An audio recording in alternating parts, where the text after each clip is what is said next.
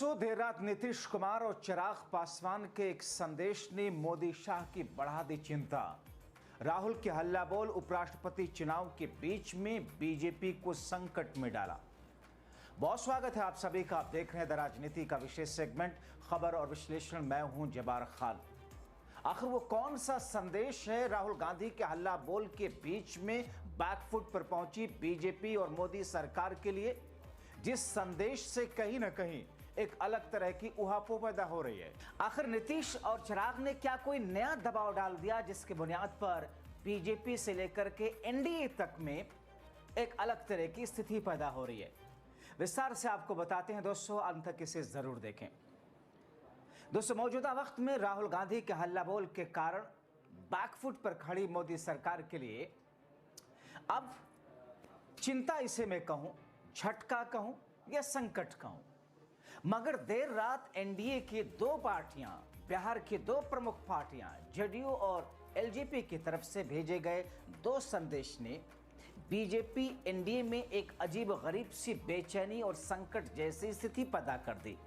अब इस संकट से मोदी और शाह क्या निपटने में सक्षम हैं, या समस्या पैदा करके खड़ी करके मोदी, नीतीश और चिराग का कोई और इंटेंशन है? दोस्तों, जब राहुल गांधी के हल्ला बोल के बीच में नीतीश और चिराग और तमाम तरह के कयास के बीच में मैंने समझने की कोशिश की और मेरे पास ये खबर आई कि कोई ऐसा संदेश गया है। दोस्तों, दरअसल ये संदेश है बिहार में सीटों के बंटवारे को लेकर के।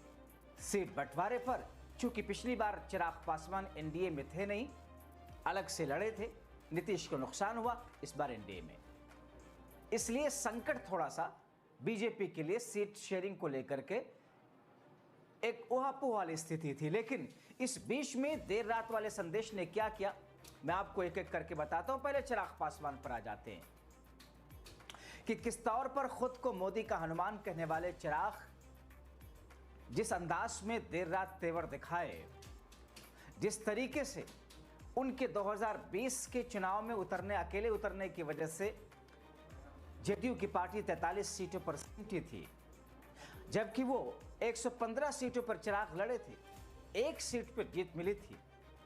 उस समय चिराग जेडीयू को 30 से ज्यादा सीटों पर नुकसान पहुंचाए थे। मगर अब चिराग पासवान ने सीधे सीधे एक मैसेज दिल्ली भिजवाया, जो मैसेज पहले से भी था, ये कि 40 सीटों से कम पर हम राजी नहीं होंगे। दोस्तों, आप जानते हैं किसी भी चीज को पूरा कराने के लिए एक बार्गेनिंग स्पेस रखा जाता है। ये चिराग को भी पता है कि 40 सीटें उनको बीजेपी नहीं दे सकती है, मगर चिराग पासवान ने बीती रात में, आधी रात में एक संदेश भिजवाया। किसके थ्रू भिजवाया? दिल्ली में अपने किसी दूत के थ्रू। उनके दूत ने मोदी और शाह के दूत को यह मैसेज दिया। एक दिन पहले चिराग ने जो संदेश बीजेपी को भिजवाया, बीजेपी के लिए चिंता वाला है। मगर इस बीच में बीजेपी के एक बड़े नेता, जब मैं बात करके समझने की कोशिश की तो ऑफ द रिकॉर्ड कहते हैं कि 40 सीटों का कद चिराग का नहीं है। यही दरअसल बिंदु चिराग और बीजेपी के बीच में एक ऐसी स्थिति उत्पन्न कर रहा है, यानी कि चिराग 40 के आसपास चाहते हैं।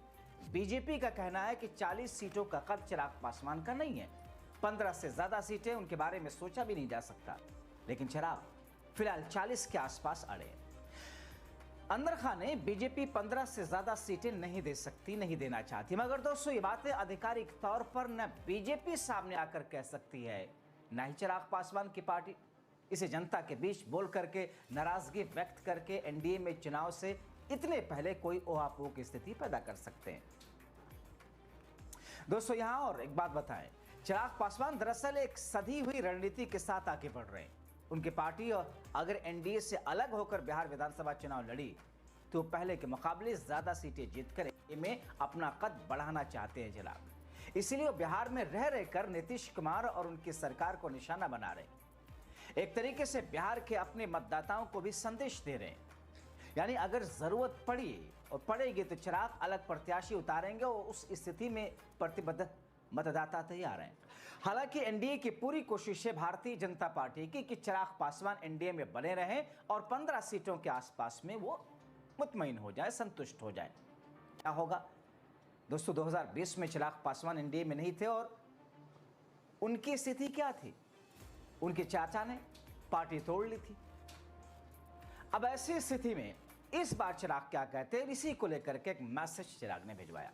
बात जेडीयू और नीतीश कुमार की। एक साफ मैसेज इस तरह से भी, जेडीयू का बीजेपी से कम सीटों पर लड़ने का सवाल नहीं उठता। बीजेपी के सामने जेडीयू का यह संदेश है, यानी कि जो बीजेपी नीतीश को 90 सीटों के आसपास देने का सोच रही थी, उसे नीतीश ने अपने नए संदेश से असमंजस में डाल दिया।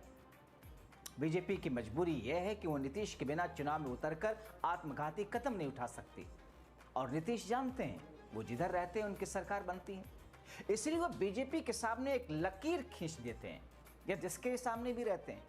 हालांकि नीतीश, चिराग, बीजेपी तीनों ही इस समय दिल्ली से बिहार तक पैदा हुए नए हालात से ऐसा लगता है कि पूर्ण रूप से वाकिफ नहीं हो पाए क्या कुछ चल रहा है जनता के बीच में, और राहुल और इंडिया गठबंधन ने उस आक्रोश को कैसे धार दिया। खैर, नीतीश की मांग नहीं बल्कि जिद के सामने बीजेपी कोई बीच का रास्ता निकालना चाह रही है, मगर बात बन नहीं रही। दूसरी तरफ मुख्यमंत्री के मुद्दे पर बीजेपी के तमाम नेता इस बात को दबी जुबान में प्राइवेट बातचीत में पत्रकारों से कहते हैं कि नीतीश अब सीएम के काबिल नहीं रहे और इस बार बीजेपी से सीएम बनेगा। दबे लफ्जों में इशारतन वो कहते हैं, खुलकर कह नहीं सकते, कैमरे पर बोल नहीं सकते। इस संबंध में बार बार नीतीश की मानसिक स्थिति का हवाला दिया जाता है। हालांकि फिलहाल नीतीश के नेतृत्व में एनडीए चुनावी मैदान में उतरने की बात कह रही है, और ऐसे में सीएम फेस पर हामी भी नहीं बन रही। अगर इस समय कुछ मीडिया रिपोर्ट्स की बात करें तो इसके मुताबिक गठबंधन के दो प्रमुख दल, यानी कि एनडीए गठबंधन की भारतीय जनता पार्टी और नीतीश कुमार की जेडीयू, दोनों के बीच 243 विधानसभा सीटों में से बीजेपी को 95 से और जेडीयू को 100 सीटें की संभावना है। 2020 के विधानसभा चुनाव में जेडीयू 115 सीटों पर लड़ी थी, 43 ही पर जीत सकी थी, जबकि बीजेपी 110 सीटों पर लड़कर 74 सीटें हासिल की थी। बिहार की सेकंड लार्जेस्ट पार्टी थी, पहली पार्टी 75 सीटों के साथ आरजेडी थी। उस समय जेडीयू का स्ट्राइक रेट बीजेपी से कम रहा था, फिर भी नीतीश कुमार मुख्यमंत्री बने। इस बार जेडीयू से कम सीटों पर लड़ने को तैयार नहीं। एनडीए के एक नेता कहते हैं कि जेडीयू का पिछले चुनाव में खराब प्रदर्शन चिराग पासवान की लोक जनशक्ति पार्टी के कारण हुआ था, जिसने जेडीयू के खिलाफ उम्मीदवार उतारे थे। जाहिर तौर पर यह पहली नजर में दिखता भी है। सीट बंटवारे में बाकी सीटें छोटे दलों में पूर्व मुख्यमंत्री जीतन राम मांझी के हिंदुस्तान अवामी मोर्चा, उपेंद्र कुशवाहा के राष्ट्रीय लोक मोर्चा को दी जाएंगी।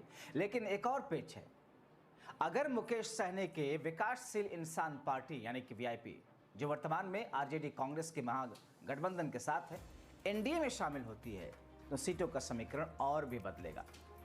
उधर दूसरी तरफ विपक्ष महागठबंधन, जिसमें आरजेडी, कांग्रेस, लेफ्ट की पार्टियां हैं, राहुल तेजस्वी की अगुवाई में मतदाता अधिकार यात्रा के जरिए बीजेपी एनडीए मोदी शाह के खिलाफ बिहार समेत देश में जनता के बीच आक्रोश भरने में बहुत हद तक कामयाब होते दिख रहे हैं। सीएम फेस पर एनडीए की आपसी कशमकश के मुकाबले इंडिया गठबंधन में आरजेडी नेता तेजस्वी को इंडिया गठबंधन ने एक तरीके से चेहरा मान ही लिया है।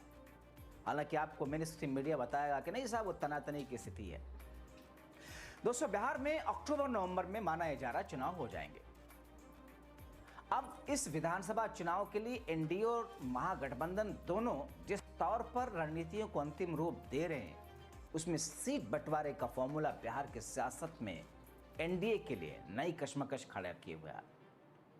इस बीच में एसआईआर हो, यानी कि बिहार में मतदाता सूची पुनरीक्षण वाला मामला, या फिर मुख्यमंत्रियों और मंत्रियों को 30 दिन अगर जेल में रहे तो फिर उनको उनके पद से हटाने वाला शाह मोदी वाला नए कानून की प्रक्रिया, नीतीश नायडू समेत एनडीए खेमे में एक असहजता ही नहीं, एक तरीके से असमंजस है। शिवसेना के सांसद संजय राउत कह चुके, इस कानून के जरिए नीतीश नायडू को ब्लैकमेल करने वाला बताते हैं वो। संजय राउत ने एक्स पर पोस्ट में लिखा सीधे सीधे कि मोदी शाह ने संसद में एक विधेयक पेश किया जिससे मुख्यमंत्रियों और मंत्रियों को गिरफ्तार करके उनकी कुर्सी छीनी जाएगी। नायडू और नीतीश इस विधेयक से कथित तौर पर सबसे ज्यादा डरे हैं। मोदी सरकार को डर है कि दोनों नेता अपने समर्थन वापस ले सकते हैं। ये उनका ट्वीट। दावा उनका है कि ये विधेयक नीतीश और नायडू को डराने के लिए लाया गया, क्योंकि दोनों नेताओं का बीजेपी के साथ पहले भी तनावपूर्ण रिश्ता रहा।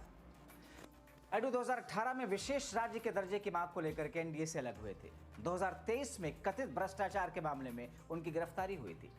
नीतीश 2013 में नरेंद्र मोदी को बीजेपी का पीएम उम्मीदवार बनाए जाने के विरोध में एनडीए से अलग हुए थे।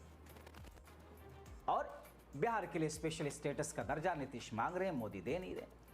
यानी कि दोनों जगह पर स्थिति सेम है। हालांकि 2024 में फिर से वहां इस एनडीए गठबंधन में वो शामिल हुए थे नीतीश। यहां आपको भी बताएं कि नीतीश कुमार, चंद्रबाबू नायडू केंद्र की एनडीए वाली मोदी सरकार के प्रमुख बैसाखी हैं। लगातार आप देख रहे हैं, सुन रहे हैं, जान रहे हैं, स्थितियों को भांप रहे हैं। 240 सीटों पर सिमटी बीजेपी 24 में, बहुमत के लिए 272 से काफी कम 32, 16 के साथ नायडू, 12 सांसदों के साथ नीतीश, बैसाखी नंबर 1, बैसाखी नंबर 2 के साथ में। यानी कि इन सबको मिलाकर के 293 सीटों के साथ इस वक्त एनडीए खड़ा है। लेकिन अगर नायडू और नीतीश किसी भी तरीके से कोई ऐसी स्थिति उत्पन्न करते हैं, अब हाल में 9 तारीख को सितंबर में उपराष्ट्रपति का चुनाव होने जा रहा है। बहुत कुछ कहा जा रहा है उस चुनाव को लेकर के, क्योंकि उसमें राज्यसभा और लोकसभा दोनों के सांसद और दोनों के जो मनोनीत सांसद हैं, नॉमिनेटेड हैं, वो भी उसमें वोट करते हैं, व्हिप जारी नहीं होता। तो इसे एक ऐसी सेमीफाइनल वाली स्थिति के तौर पर देखा जा रहा है, जिसमें कहा जा रहा है कि इन चीजों को ध्यान में रखते हुए इस मौके को भुनाने की कोशिश मोदी और शाह भी, यानी कि बीजेपी के सहयोगी दल इस वक्त करने की कोशिश में है। अभी आपने देखा कि नायडू आए हुए थे दिल्ली, वो अपना विशेष पैकेज जो आंध्र प्रदेश के लिए दबाव डाल करके गए। और इसी बीच में जिस अंदाज में देर रात चिराग और नीतीश की तरफ से जो संदेश आला कमान को भेजा गया बीजेपी, वो इसी की एक कड़ी दिखाई देती है। ऐसी स्थिति में दोस्तों आगे तस्वीर साफ क्या होगी, देखना बहुत महत्वपूर्ण होगा। आप क्या सोचते हैं, अपनी राय कमेंट बॉक्स में जरूर लिखें। अभी के लिए इतना ही, बहुत शुक्रिया।